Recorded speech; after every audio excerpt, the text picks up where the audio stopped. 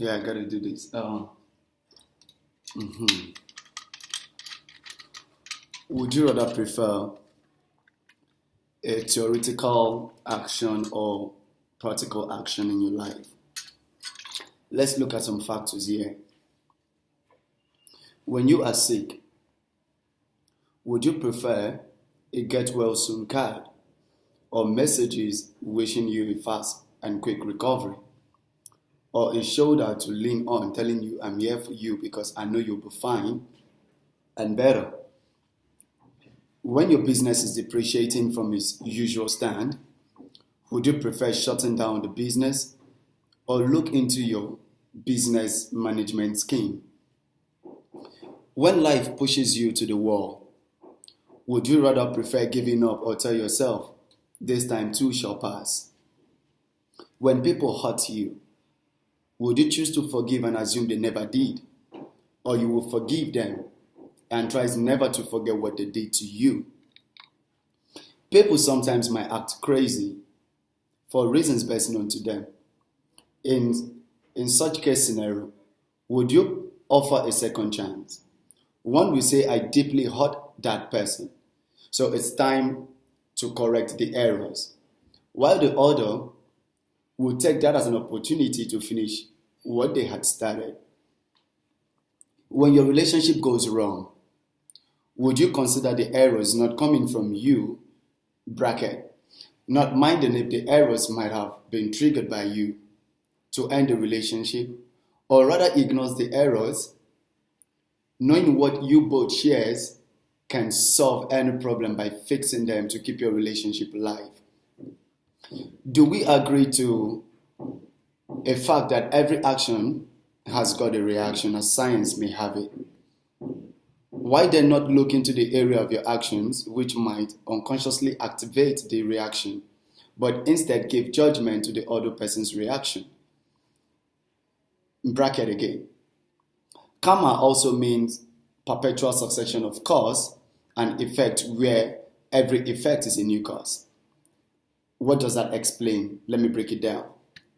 It means perpetual succession of cause and effect is the action established, and where every effect is a new cause is the reaction. To elaborate that further, how people treat you is the karma they get, and how you react is the karma you will also get.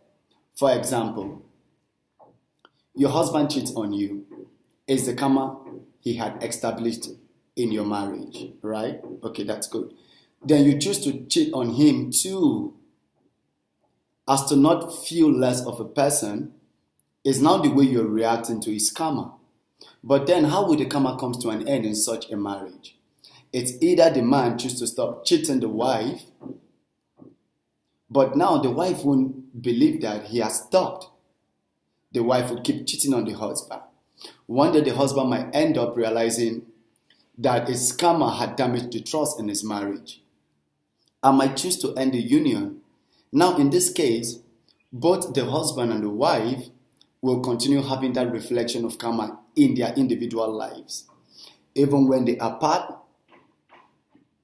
or even when they are together. Now, do you also consider the gift than the giver?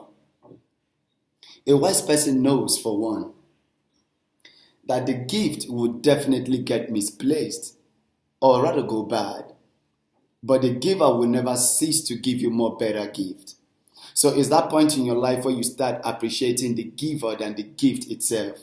If not, you will be misunderstood in every better area of your life.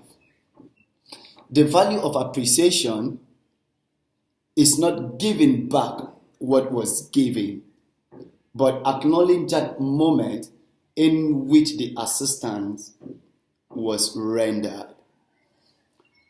One last thing I'm just going to throw a light on in here is it's literally mandatory we vote for our leaders, right? But what are the components of leadership?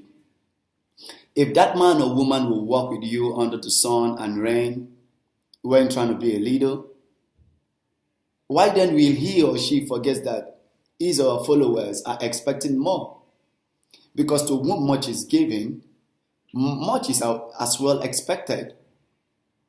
Other than driving through the same road he or she had walked through with you, now in a convoy with sirens, and you are forced to leave the way for a free passage, that does not prove any point of leadership here. Ain't that one of the business scheme used to achieve what was desired? Because at the end of the day, the rule of politics is applied. It means there is no permanent friend, or rather a permanent enemy. Don't get me wrong, obviously. It's mandatory not to work randomly on food as a political leader. But how then do they show you the love of humanity and the impact of having a great leader if they assume to be an extraordinary person than you are? To give you more light about my statement, had seen a couple of videos online about the ex-president of the United States of America, that's Obama, who walks freely on the road, goes to eateries, visit shops, buy things from the mall, just as every other individual, not minding his personality, rank, power, or even the securities with him. Because for one, he knows that being what you are should not stop you from being who you are or who you used to be. In the conclusion of the whole matter, theoretical action can be considered as an assumption to a fact, but will completely make sense when the practical action is showcased. Then the theoretical action will completely make a whole lot of sense, which literally means one cannot operate better than the other, but no one has a better stand. So in life, I want you to always look into these two actions. There is the theoretical actions and then there's the practical actions. I would rather consider the theoretical actions to be like a written thing, something we have to read, something that has to be like a manual, something that has to be like an instruction. But the practical aspect is getting the job done, which means you might get all those sweet words out there from people. It could come from anybody, it could come from your family, it could come from your friend, your lover, your political leader. But the point is, if there's no practical aspect of it, then what was said doesn't make sense. So it's high time you start looking at the practical aspect of it as much as you are in love with what the theoretical part of it is about.